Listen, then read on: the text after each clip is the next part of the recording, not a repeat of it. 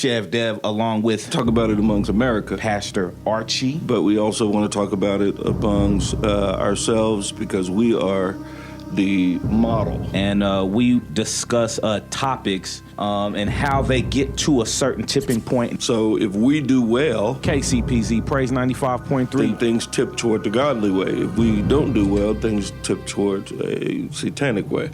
And so our objective is to look at where we're at and really discuss some issues and how we can move things. You are now tuned in to another episode of The Tipping Point with Chef Dev and Pastor Archie. I'm Chef Dev. How's it going, Pastor? I'm good. It's Pastor Archie. Man. So what's going on? We gotta talk a little bit about. First of all, a few things happened in the news this week that I thought, we gotta kind of mention. I was when I heard, I didn't like. And then I want to bring in an element that I think is really important, and that is the image of Santa Claus and things of that nature. Now, I know as Christians, we got to think about how do you bridge your children into really understanding the reason for the season when you are also kind of highlighting kind of a fictitious. Was you watching viral videos or something, Pastor? Did you see the video I saw? No, I don't know. Now here's the one thing. The one thing that I kind of thought I'd mention is this case with the woman who her son, a white guy, took the kid and kind of manhandled him, sort of choked him a little bit, and made him pick up some paper or whatever. Or actually, I don't think the kid picked up the paper, but here's the way I understand it, without all the details. The kid had some candy or something or whatever, and he dropped the wrapper.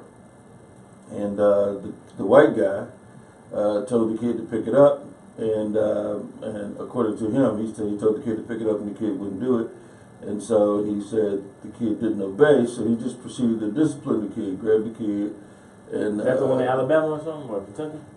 You always ask me the location. Okay. Would a mom call the cops? Right. Okay, yeah, and yeah. So the mom felt like, okay, this dude abused my kid, right? Physical. And so she called the cops. So the cop goes over, he gets the explanation from the guy. So the cop goes back and said, now what, you should teach your kid not to litter him. And he goes on and on and on. And then she gets upset, right? Apparently, and then he ends up arresting her and tasing the sister, and on and on and on and on. Yeah, I seen that. You know what? I ain't even want to watch it. I read the caption. I didn't even want to watch it. Yeah, it's now. Here's the thing that probably bothers me a little bit is, okay, everybody agreed it was a bad cop. The cop was wrong. It's everybody who seemed to be commenting, and the people who I talked to. But people say, well, I don't think it was racist. Yeah, and I'm thinking, okay, guys. I think people's just blind. They just don't want to see. Sometimes I think people are blind. This time, I just think very, very differently. Yeah. I think people just any incident that could be hate crime motivated. If it's how old was the kid? The kid was like 7 or something. And he was just walking down the street by himself? I don't know if he was walking down the street, but I know he was perhaps coming from the store. I don't know what the deal was, but he had a piece of candy or something, and he dropped a wrapper. So it could have been a Tootsie Roll all the way to a candy bar. I mean, I don't know. Gotcha. And so it kind of went from there. Now, I'm giving secondhand because, I didn't get into the details of the report. Yeah, it was just. I did read that the cop has been placed on restricted duty, whatever that means. I guess he's on the desk. Well, I mean, he's not. Yeah, he's not on the streets. For how long? In this particular case, I think we got to really decide as a society, including the police, when a person assaults. Like if I work at a store, and whatever my job is in the store, and I use the power of that job to violate another person's citizenship, then I have overstretched the authority of the job. Well, here's the thing. I mean, it's not the cop's decision not to press to address the charges, so she can still press charges. Well, she can press charges civilly, but the prosecutor is going to have to be the one who agrees to prosecute the case. So So why wouldn't they? If she calls the cops saying this man assaulted my son and gives the details, why wouldn't the prosecutor press charges? That's the question. I mean, we've seen police shoot people, and the prosecutor not press charges. So, but this isn't a case with about the police. This is the case against another citizen. well, she can press charges against the citizen. Yeah. The prosecutor actually, but what should have happened actually was when the cop came out, then the charge was he abused the kid. Once the guy said yes, I abused the kid, he should have took care of that guy right then and there. Because if the parent had done the same thing as the white guy, she'd have got and the white guy would have called, then child service, child protection, all that stuff would have showed up. Or if the white guy was her boyfriend and did that, and somebody else would have called, then they probably would have took their kid away. So so there's some issues where it's not just the bad cop, more bigotry. It's the bad system. Yeah. Oh no, well, I mean, but this is the thing. You can be a good cop in a bad system and things can still get done. I think you a bad cop in a bad system, you a part of the plan. Well, I think there are good cops in the bad system. I think most of the cops are good. I think the system's bad because it let bad people continue. Yeah. And so, if a prosecutor decides not to do anything with that, but in this particular case, not only should that cop go to restricted duty, but somebody should come in and handle the issue, the prosecutorial issue of this guy treating, this kid in ways that were assault. Gotcha. I think that's a bad look. I thought you, just to flip subjects, I thought you were talking about alerting your kids about Santa Claus. So I guess in Ohio, a white dude, probably 60 years old, goes to the mall where the kid's standing in line, and he's filming himself screaming at all the parents, teach your kids that, that Santa's not real. This is about Christ. This is about Christ. And you got kids looking terrified, like, what is he talking about, Mom? You know what I'm saying? It's like Santa's not real. This is about Christ. Now, he understand. Now, I didn't see that, but I was going to bring some things up. Two things. One of them is a racial issue with Santa Claus, then the other one is our role and responsibility with reference to that. But tell me more about that. Now, so was the guy dressed in the Santa? No. He was a regular dude. It was like he was on his way in the mall. He says, I'm on my way to the mall. I'm going to tell these people about Christ and how they're lying to their kids. And he's talking in his phone. And then he proceeds to, and there's a long line. A whole bunch of little kids waiting in line to see Santa Claus. Oh, okay. So he's disrupting. Yeah, and he's just disrupted. He's yelling, and parents are like, that's enough, man. And they come over, try to move him. Hey, don't touch me. I'm taking a quick line to your kids. You know what I'm saying? Santa's fake. This is about Christ. You know what I'm saying? I think his motive was good. I just think his approach wasn't, Well, yeah, I think that first of all, I think to expect and I don't know who was saved and who were not in the line. But let's suppose 50% of the people didn't even know Christ. Well, I mean, your primary objective at that particular point not is to correct their behavior. Yeah. Because it's expected that would be their behavior. They didn't know Christ, but to evangelize. Yeah. And so in that particular case, I think that radical approach, at one point, then the in-your-face bullhorn stuff was how everything was done. So it was culturally appropriate to argue your case, from the tree stump. But nowadays, the tree stump is not the approach that seems to be working, but people made the approach biblical. So you got people who go out in the plaza and they scream out, and you got people who go different places. And I'm not against it. I'm just saying that effectively appropriate. I would rather have a poetry slam or a rap festival, and then use that mic as the bullhorn. Yeah. Because I think you can win more people that way. For sure. So. Yeah, I thought that was kind of funny to me, but I mean he has the right to do whatever you want to do, but not in the mall though. Yeah. And that's the interesting thing. Like no mall security, nothing came over. It was just really the parents. I thought he was gonna get beat up. Because they was coming on like, hey, dude, it's time for you to go. Right, You know what I'm yeah. saying? You heard a little scuffling in the phone, you know. Right, yeah. I was like, oh, you about to get beat up.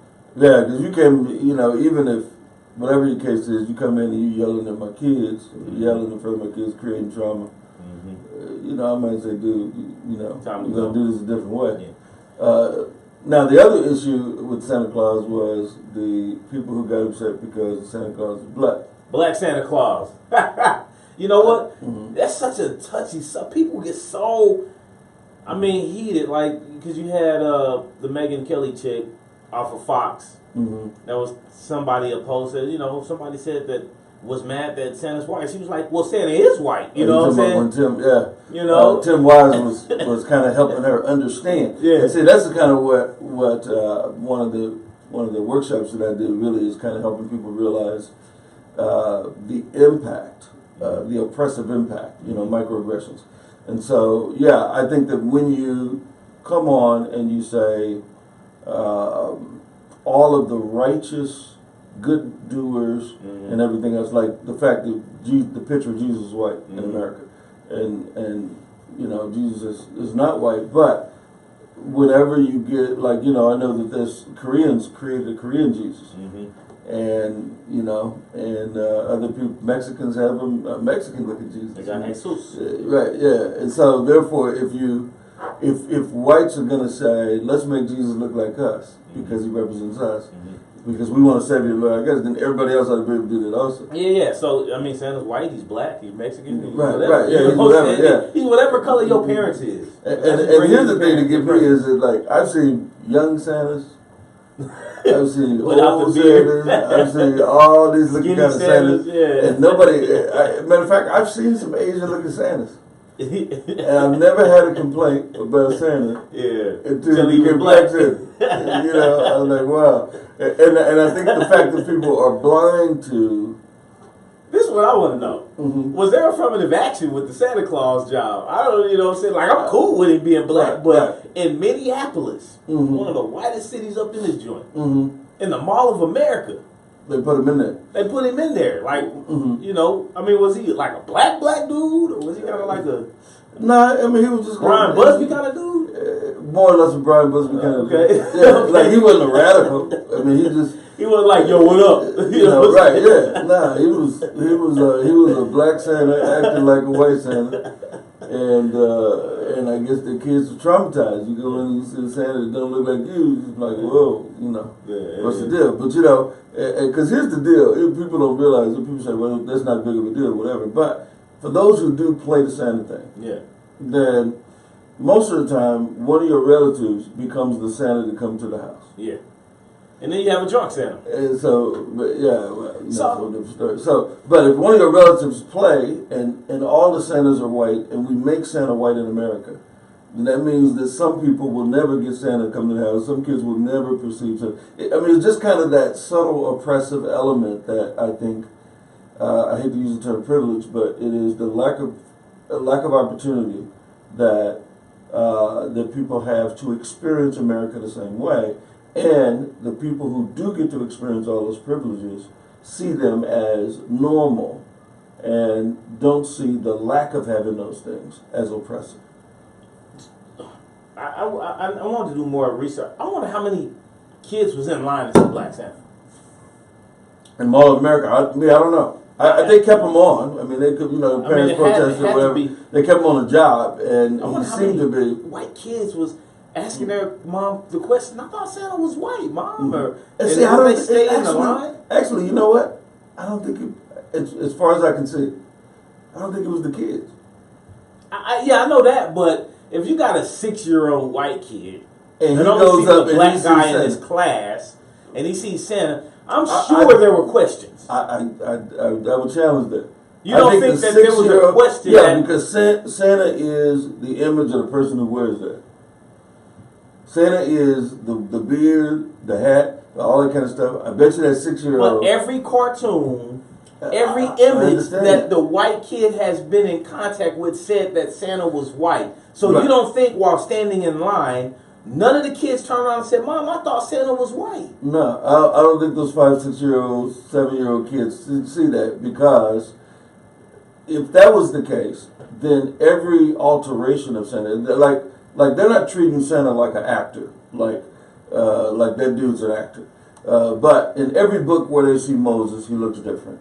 In every book where they see, you know what I'm saying? When you're 6 years old, then that's you're giving the 6-year-old an adult perspective. And I just think that I'm giving the 6-year-old just a basic perception of what I'm used to seeing. And I think that what he's used to seeing and how he contextualizes that is the uniform. Now, if Santa had a black uniform on, then anybody be like, that ain't Santa. I gotta disagree with you, Pastor. I'll tell you. If you got a 7-year-old, 6-year-old grew up in Minneapolis, Minnesota, he probably got 2 black kids in his class. He's probably from Red Wing, Minnesota. He's probably from St. Louis Park, some outskirt of Minnesota that comes to the Mall of America, right? And there's a Brian Busby in, I don't know why we're talking about Brian Busby, in a Santa Claus suit. He's going to say, Mom, I thought Santa was white. I think at least half of the people that had that question asked. I don't think that by virtue of the kid using his natural placement, like one of these things is not like the other skill set, at 6 or 7 years old, is going to use race as a determinant. I didn't say it was a bad thing. I think it'll be a question. Right, that's what I'm saying. I don't think he'll use race as a determinant at all. I don't think that he'll look at that. I think the elements the kids look at to place Santa is not even facial recognition. I disagree. I think it's too much of a barrier for them to not see a white person in a Santa Claus suit and not ask a question.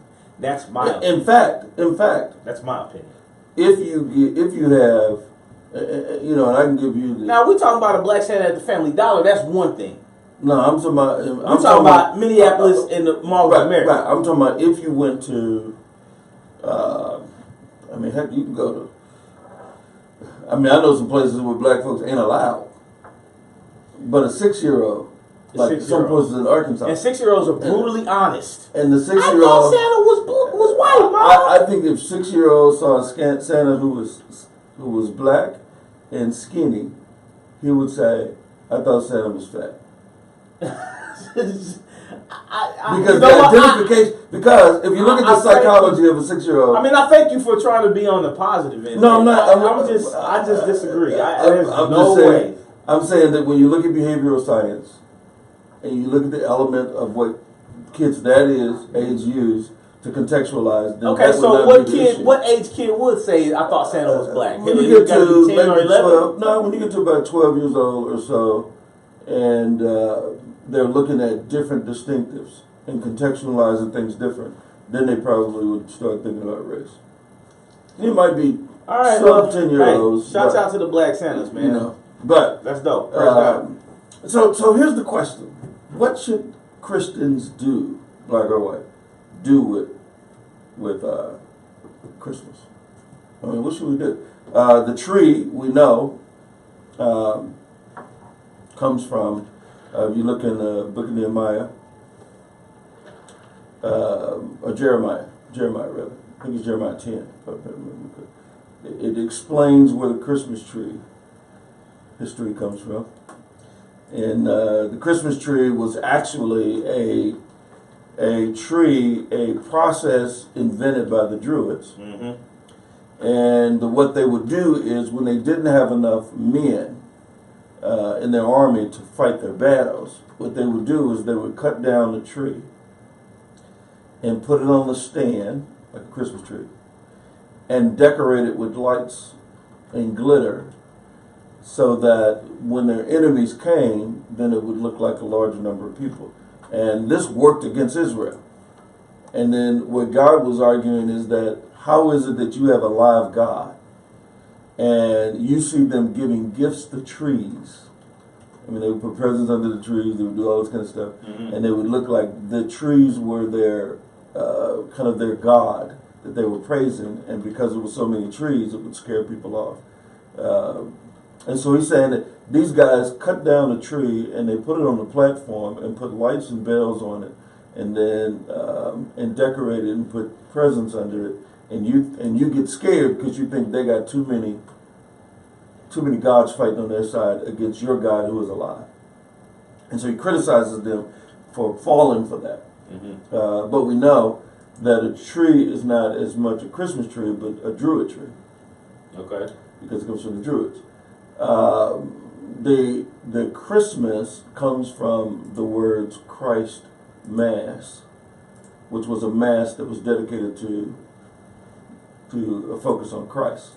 And we just put it together and secularized it and made it about other things because, in actuality, Christ's birth was around April, and not about then. So, should we do like the Jews said? Look, we're not going to combine our holiday with the American holiday, so we can have a day off. We're going to celebrate our holiday, and we're not going to kind of yield to the culture for the benefit that the culture can give us. And so, if we got to work that day, we'll just work that day.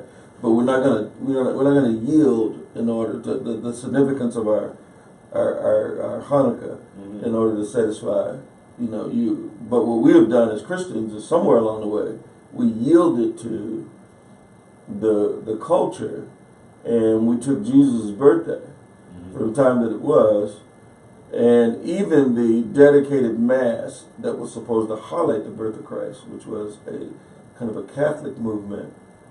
We took all of those things and we combined it with the secular world, and now they begin to dictate the meaning, and all of a sudden you got Santa Claus and you don't have Christ anymore. And we're doing the same thing with Easter.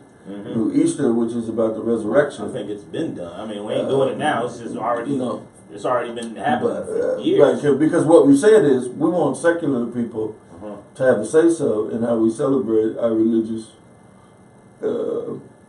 religious things. So if only Christians celebrated the birth of Christ, and it was done in, let's say, April, then would we have a more secure and solid representation of what that means?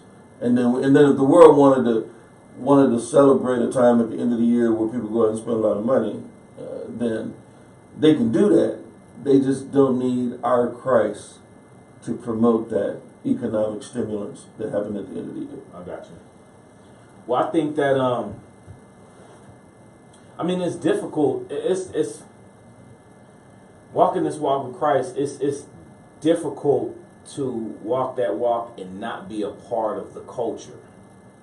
You know what I'm saying? I mean, I know we're called to be sanctified and be set apart, but at what point do we not go to work on the Sabbath? You know what I'm saying? I mean, Christ, I gotta pay my bill. I gotta go to work. You know what I'm saying? Right. So, and see, and I think that things like, because to me, I think not going to work on the Sabbath is a little bit different. Because first of all, God told you to go to work on the Sabbath. okay. It's in the New Testament. Okay. When God in the Old Testament, when he formed national holidays, like this is what you do, they were running a nation. Okay. And so when you're running a kingdom, the kingdom and a nation are two different things. And so we're citizens that are weaved into a society. And we are to preserve, just like when Israel was not a nation, so to speak, they were not functioning as a nation because they were in Egypt in captivity. Well, before they were even in they weren't always slaves in Egypt. When they were in Egypt, and they celebrated the principles of the Jewish heritage under Abraham, even there in Egypt. And that's what made them distinct from the Egyptians. So when a Pharaoh rose up who didn't see the value of Joseph, then that Pharaoh, so you had a new king that came in, and he didn't know that most of the prosperity of Egypt came from the insight that Joseph had, who was a Jew. And so they didn't give value to the Jews in the same way, and saw their dedication to being themselves. They didn't mingle in to become Egyptians, even though they did pick up some of the we know, because in the wilderness they picked up some of the cultural elements, but they were still unique and distinct. And the new Pharaoh thought they were a threat because of that. Okay. and then that's what put them into slavery. So today, Christians, because of our Christian standard, should be persuasive or a threat whenever society begins to go in a direction that's not conducive to what God has to say. So in this particular case with Christianity, either we want to make sure God is happy and that we fit well with Him, or we want to make sure the culture is happy and that we fit well with them. And that's what I'm saying. Right now, 2,000 years in, I mean, churches all across America, probably the world, you know, they have a Christmas tree and you get presents on Christmas, and it's about Santa. You know what I'm saying? Right. And so how does you know, a group of Christians say, hey, we're not gonna be a part of this culture when it comes to that, and we're gonna be like the guy at the mall. This is not about Santa. Well, I mean, I think the radical guy at the mall, the question of the guy at the mall is, what is he teaching his kids? Not necessarily what are you teaching other kids, because I think in this particular case, I think that the way we do it is that we have biblical doctrine. I mean, if you have a doctrinal statement, and I mean, cut you off, but I'm cool. My point is, at what point do we start and stop? Because okay, we're not going to celebrate the traditional Christmas. We're not going to celebrate the traditional Easter. Mm-hmm. You know, let's not even eat meat. Let's not even eat king's meat. You know what I'm saying? So let's be herbivores. You know what I'm saying? Let's be vegetarians, and then let's not do a whole bunch of other stuff that the Bible says along those lines not to do, but it's been culturally accepted, even by churches and Christians for thousands of years. Okay, and I do want to clarify, because I don't want listeners to think God just say don't eat meat. Okay. So you can eat meat. Yeah. All this kind of stuff, you know, Yeah. Acts kind of clarifies all that for us.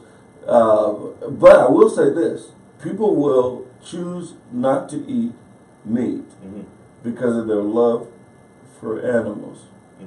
But they will not choose to not eat meat because of their love for Christ. So if Christ did say, don't eat meat, people would still do it. Okay, not eat That all, you know, that whole thing. Well, I mean, I think, the same thing. I mean, there is no food that is defiled under the church. Well, I mean, depending No, on but who you let's- ask under what circumstances. Well, I mean, you it's know. not, God already spoke. I mean, God didn't say, y'all decide. He just said it. Yeah. This is the deal. So He says there's no foods that are defiled. Okay. Now, here's the deal. I think when we reach certain thresholds that clearly violate the principle of biblical truth, that's when I think we need to pull out. Let me give you an example. When they start saying that you can't use the term Christmas, Yeah. at that particular point, Christians, that's it. When they said, we are not going to teach, we're going to teach that the theory of, because it used to be the belief in creation. And then we had evolution as a theory to try to prove there was no God. And then they took both and made both of them theories. And then they start saying that now they teach everywhere. That's an exaggeration. But they teach almost everywhere that creation was a fictitious way of explaining what we didn't understand, but now that we understand, then we're going to use creation. We're going to use evolution. And so even though evolution has so many holes in it, you know, we don't mention the holes, we don't do all that kind of stuff, we just kind of say that this is truth. You want to pull apart God's word, but evolution, okay, I'm good. Right, we're going to go with that. And so, and here's the thing, creation has not been disproven. It's just that we have an explanation that sounds more human. Creation basically assumes there's a God. You know, but we see so many evidence of intelligent beings. Yeah. And people say survival of the fittest is what drives that. But survival of the fittest, there's so many unifying elements that are required that survival of the fittest really doesn't work. But here's my point. At the point where they said, we're going to teach your kids not to believe what you're teaching them at home, that's the pull-out point. So I would say that along the way, right now, there have been some unacceptable movements in the academic world, and we just, but it's free. I always had a question for I always had a question for evolutioners. You know, I had two questions. If you just answer these two, I might sit down with you for 3 minutes. If we evolved from monkeys, who put the first monkey here? That's the first question. How did the first monkey get here? And we evolved from monkeys. And then second question, we evolved from monkeys and apes.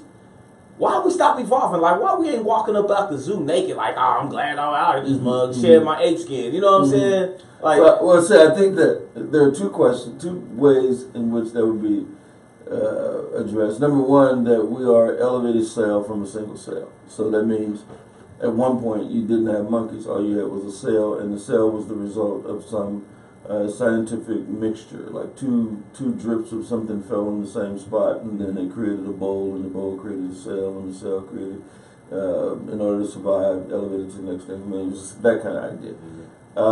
The second question would be, if you ask radicals, they would say we are still evolving. Look at our skin color.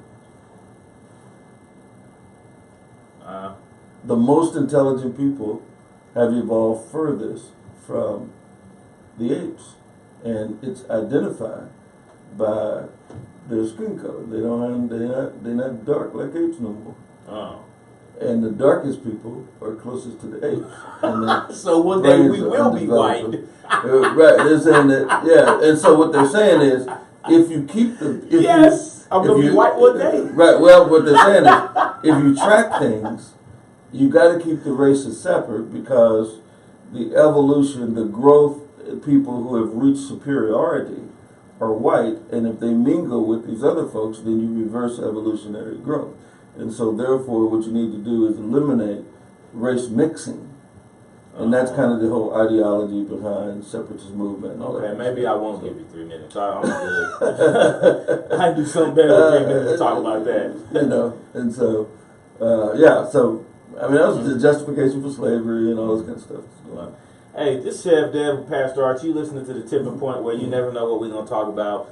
We just got through talking about Black Santa. What should Christians do during these holidays and Christmas and Easter and our sanctification and being set apart and the threshold and which thereof. And just got to talk about evolution for 2.5 minutes. Right. And here's the deal. Let's talk about Christmas again. I think there's so many bad things, biblical violations that we do in Christmas time. First of all, the whole notion of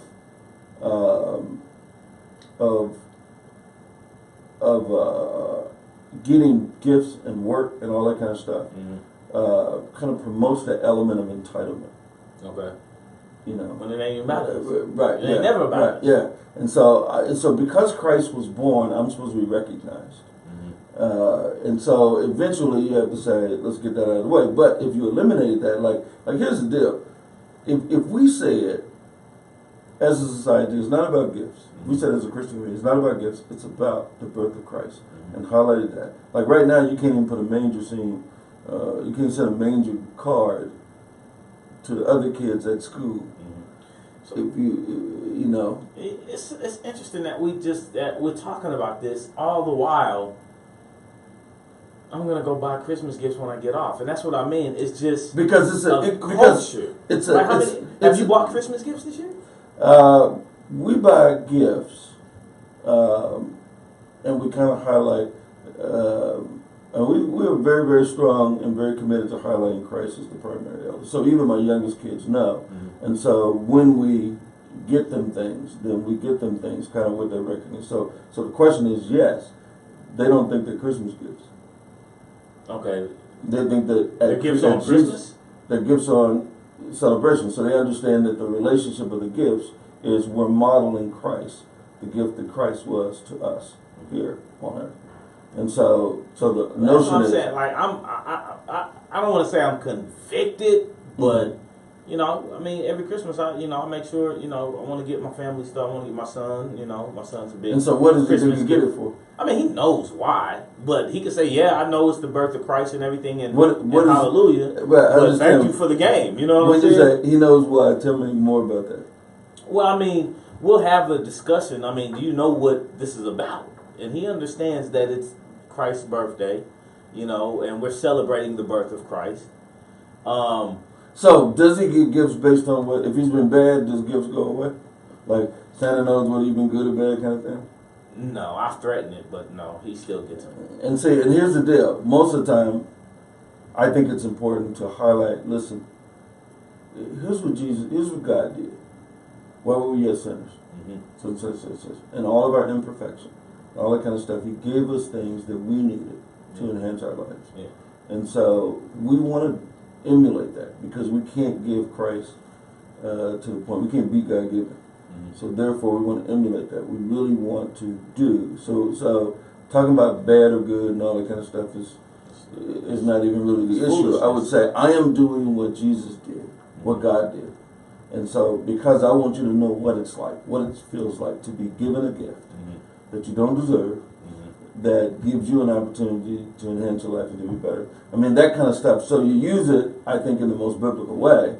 I think it would be more effective, in my opinion, if we did it in April, around the birth of The Christ, actual birth of Christ. rather than collaborated It with just looks society. better. It just looks better with snow on the ground. I think because that's culture. Yeah. I think because you California people would say different. I would say that also. I think in this particular case, we can own it and design it. We could use our just like the Jews used their menorah, and you can't argue with them and people go around saying Happy Hanukkah,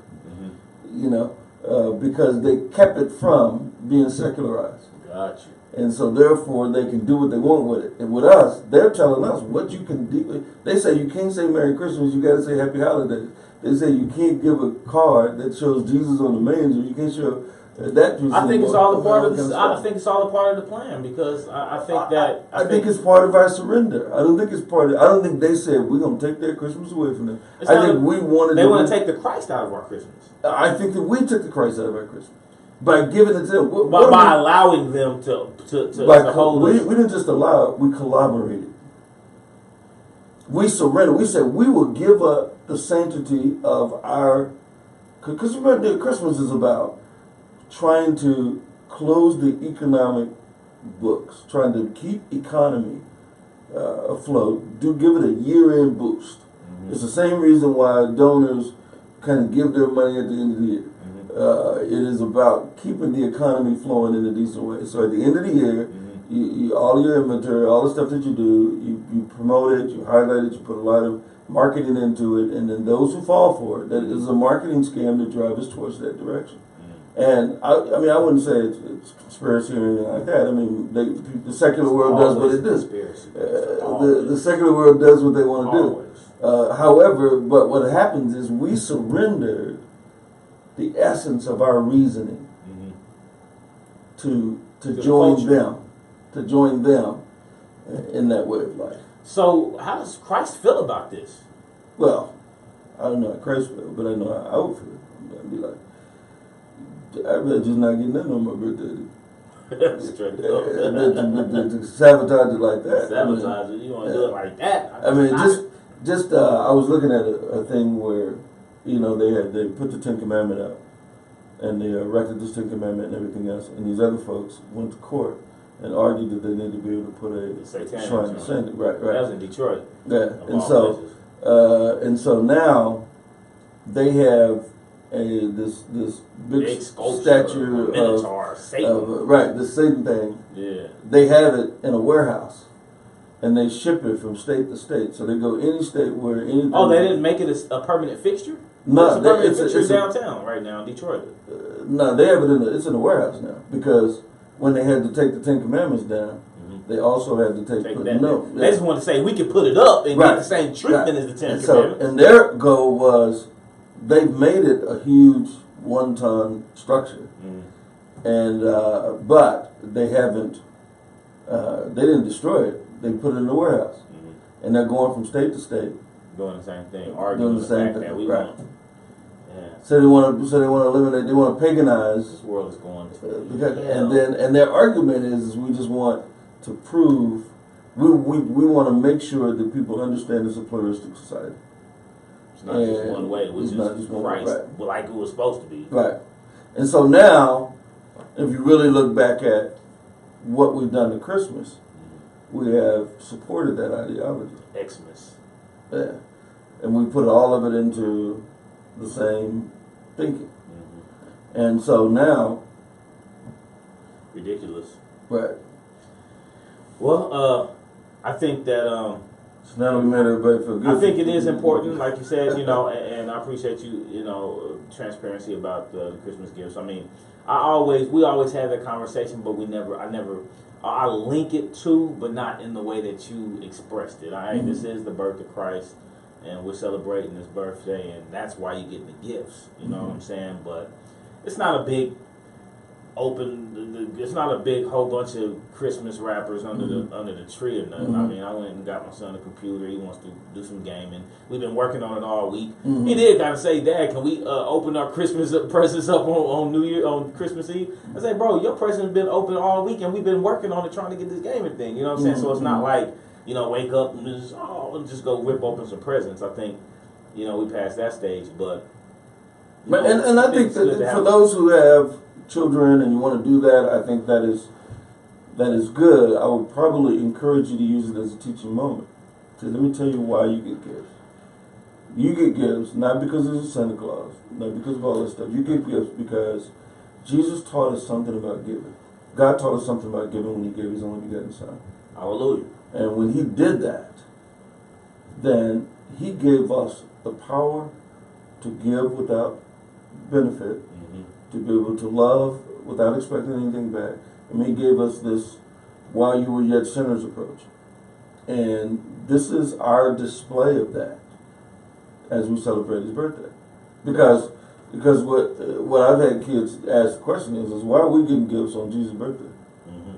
Like, when is your birthday? Do I get a gift too? You know, so I think that helping them understand that no, this is about us duplicating Christ. Now, if kids get that, then, and they get it in their foundation, then all this other stuff, like Santa Claus becomes insignificant. All this other stuff, this entitlement becomes insignificant because giving is more important now than everything else. Now, what I see is our whether we've done it okay or not is always evident. I mean, my kids are grown now, and we have grandkids, but when my kids feel how they feel about it usually determines whether or not we did a good job or not. Gotcha. As parents, Gotcha. you know. That's what's up. That's what's up. So, I mean, hold on to the Christ in Christmas. Don't let them rip it from you. You know what I'm talking about? I wanted to kind of switch gears a little bit and talk about something that me and wifey had to sit down with our son about. This school to prison pipeline law. Okay. That mug, boy. I think that's all a part of the plan. It's a conspiracy. I'm telling you, and I'll be talking about when I be playing chess with my son. I'll be like, look, man, this is what's happening. You got to choose what kind of pawn you gonna be, basically. Right. You know what I'm saying?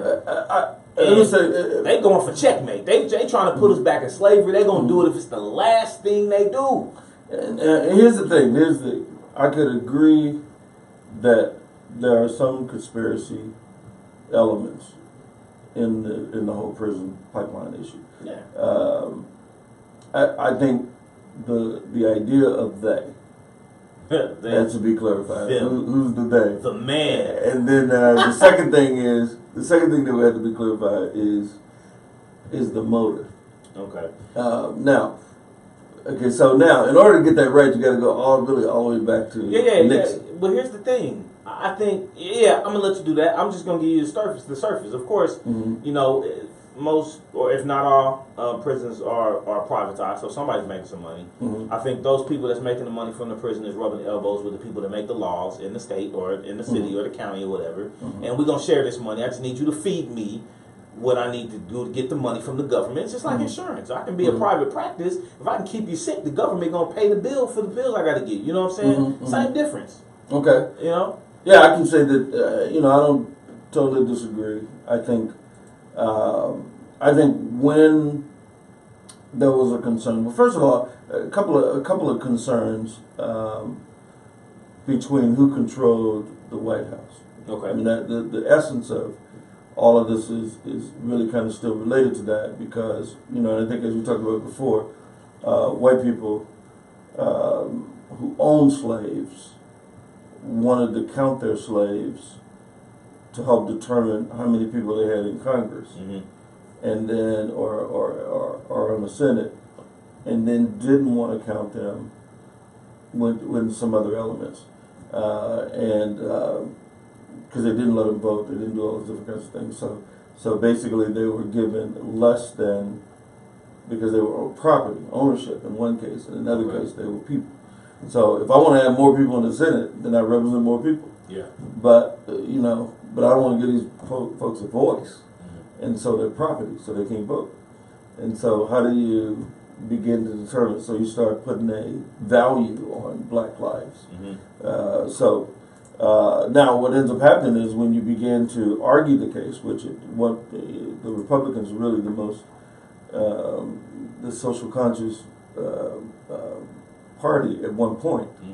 Where they really kind of wanted to see this whole idea of God created every man equal be played out to its fullest. And Democrats really wasn't that interested in that at one point, but that switched greatly. But what ends up happening is, while all those arguments are taking place, you had to figure out a way to control the people.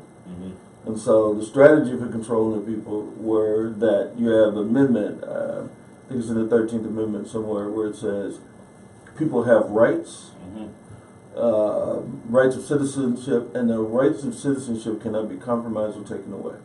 Now, that amendment means that blacks who became citizens would have the same equal rights as whites. And so, what about the 14th? Something in the 14th that said when the right was, and this is my conspiracy theorist research again, when that law was made, blacks were property, and it didn't apply to us. Well, that's not as important as the 13th, if I'm getting it right, because the 13th says this. And the reason why is because since slavery was coming to an end, then that law, the misapplication of rights, would begin to go away or be compromised. Okay. And so, so my thing is, the new slavery says we're going to take some of your rights away as soon as you become a criminal, which is what this school to prison pipeline does at an adolescent age. If you get into a schoolyard fight, we charge you with a felony, you're criminalized for the rest of your life. So off top, we're putting a stamp on you that says you can't take advantage of some of the laws that are given to other citizens. And I think this law targets the inner city because that's where most of the fights happen. Right. And so now, okay, I mean, so there's fights in the suburbs. Don't get me wrong. But. So the 13th. Let's go back to the 13th. What the 13th says is that you have a right to use punitive actions to take away a person's citizenry rights. Now, so if you didn't have that, then when equal rights are becoming identified, there are citizen rights that you can't take away. So you can actually take away a person's inalienable rights because... What kind of rights? Inalienable rights. Rights like... inalienable. Yeah, rights that can't be taken away from me because of my humanity. And so, because we don't even have the right to live in some cases. And so those rights can be taken away under criminal prosecution. And so, therefore, that 13th was put in place to ensure that they had a mechanism that would always be able to choose a group and chip away at their rights, like felony crime is a strategy that holds on to the rights that I have to make you disadvantaged in society, so that you never get a voice in who leads the country, and we can always block you from becoming, from overcoming your oppression somehow or another. Yeah, this is the thing. It's already been a part of the culture that we are already perceived as not having rights anyway. You see what I'm saying?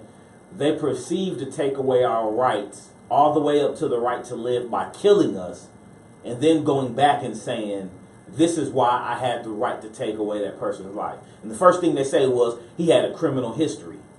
Well, Right. now they can say that, and okay, I got that back when I was 13 in school. You know what I'm saying? Mm-hmm. And which is the reason why I think they wanted to do it. Because I guarantee you, when Billy and Tommy out yonder get in the fight, they're going to sit them down. We're not going to call the cops because it's going to ruin your lives. But just don't be fighting no more. You see what I'm saying? Right. So they can choose where to use that law and where not to use the law. Well, I mean, I think that is true, but I think that I think that is true, and I think that, so I guess I agree with you in the sense that that was a clear conspiracy on behalf of the leadership in the government, and has been promoted and built on all the way up until today. And I think that people who are not suffering under the same element are invisible by it because it doesn't affect their life. Like lifelong felony is a removal of citizen rights. Mm-hmm. It is not. You pay your amount, and you pay your debt to society, and then you cool. Yeah, I never heard of a Class E felony. Is that what they made up specifically for this law? I just heard of Class D. Anything else is a misdemeanor. Now I gotta look and see. I gotta upgrade myself on where we are with reference to that. You talking about the federal law? Or you talking about? No, I'm talking about this thing that at the schools is in Missouri. Go figure. Mm-hmm. When you get a fight, you get a Class E felony. Oh, you talking about fighting in schools? Yeah, Um, that's that's what we're talking about. your piece, yeah. Well, I'm just talking about the whole concept of the law itself. This whole, let me find a way to give you a felony because a felony charge, a felony conviction, and then I think the judge's willingness to compromise on the convictions. What upset me recently a lot is this I think she was an Indian girl who compromised the evidence on it was tens of thousands. Yeah. She got sent up African-American over folks. in Maryland somewhere, over on the East Coast somewhere. Yeah. So she got what, 3 years? I don't know. I know she got caught up on all the charges. I don't know what she ended up She got getting. like 3 years. Yeah, that's ridiculous, man. And so these guys people probably died in prison, all this kind of stuff. People have felony crimes, they've lost jobs, and all those different kinds of things.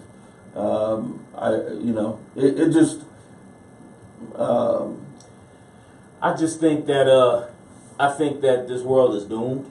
I think that people, I may sound like a conspiracy theorist, but stockpiling weapons and water for the day we get the zombie apocalypse, or Trump get us invaded, or civil war. It's gonna be one of them three things in my lifetime. I mean, I think Gotta be ready. I don't predict to that degree, but I think I do think there's a couple of things. Now, here's the thing that I think at some point we probably should talk about is, and I know it's a real touchy subject, but the issues of this promotion of training generals to be sensitive to sexuality choices in the military. Training generals to be sensitive to gay people who want to be in the military? Is that what you mean? Not just gay, but Okay. any sexual choice that you want to make on the fly. Are there any choices? I mean, it's just gay. I mean, Well, it's not either necessarily. hetero You or can say homo. I want to be transgender. I think that's pretty much gay. I mean, but here's the deal though. If you have and I don't know if I mentioned this to you or not, but if they have let's suppose they have a job that requires men, Okay. and you don't want to go. Oh, okay. Like I Then you want to can be a say, female today. Today, Y'all going to fight? No. yeah, today I'm a female. So now Are you all of a sudden- serious? I mean that degree of sensitivity. Now we're simplifying it, but that's really what it is. Because there's no scientific element that tells me whether I'm. So, but if one day I'm a dude and the next day I'm a chick, I'm like a so I get the benefits bipolar of being transgender. right. I get the benefits of being males because I get the extensive training because of combat. I get all those different kinds of things. And then when it comes to going fighting, I mean, I think I changed my mind today. You know, that kind of thing. And I know we're simplifying it, but I think that now here's the deal. The general that Trump, the choices that he's making are generals that just don't believe that stuff is healthy for an army. Oh, okay. Well, great. I'm glad there's something. So- I mean, there's a couple of things. There's a couple of pieces of icing that he's put on the bad cake that he's made. Mhm. Like he said, "Hey, we're going to start saying Merry Christmas again. I'm going to say no to gay rights and stuff like that." I mean, those are cherries on top of a rotten cake. So you know, I like that kind of thing with him so far. You know, we got to see how rotten the cake is through his presidency, but he's been saying some things. I don't know if he's already said I don't need your vote, so him saying it doesn't gain him anything. So you know, if he's gonna run, I mean, he's been saying a couple of things that I'm like, okay, I got you, I'm with you. You know what I'm saying? For the most part. Well, I mean, some of the things, you know, I think that he has displayed a degree of narcissistic tendencies, which means that losing is something that matters no matter who rejects him. So even if he don't like me and I reject him, it's going to be a problem for him. So he's going to either come after me or try to win me over. Red Dawn, you seen Red Dawn? You seen the old Red Dawn? You seen the new Red Dawn? Yeah. It's a newer one. No, I haven't seen the new one. That's what's gonna happen. You know, Stockpiling weapons and water. Weapons of water mean what? That I ain't gonna die of thirst and I can protect my home. And I'm gonna learn how to garden. That's what I'm working on. Seeds. Yeah.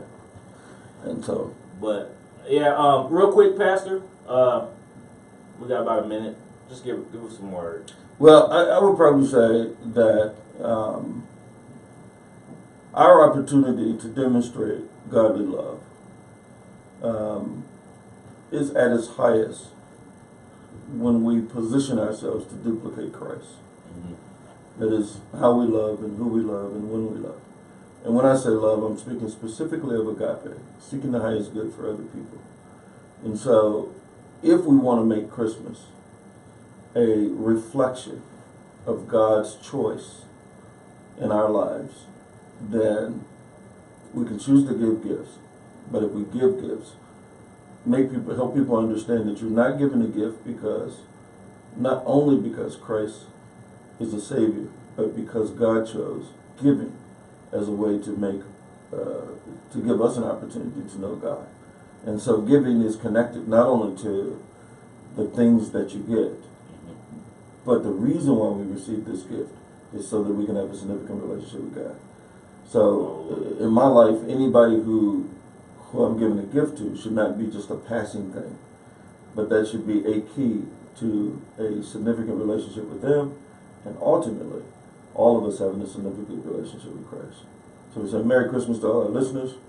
Hang in there. We'll be coming back talking about New Year resolutions. And we're looking forward to an amazing 2017 with in spite of what happens in the government. I think Christianity has an opportunity and is at a tipping point where we can make a difference. That's what's up. You've been listening to The Tipping Point. Till next time, we'll holler.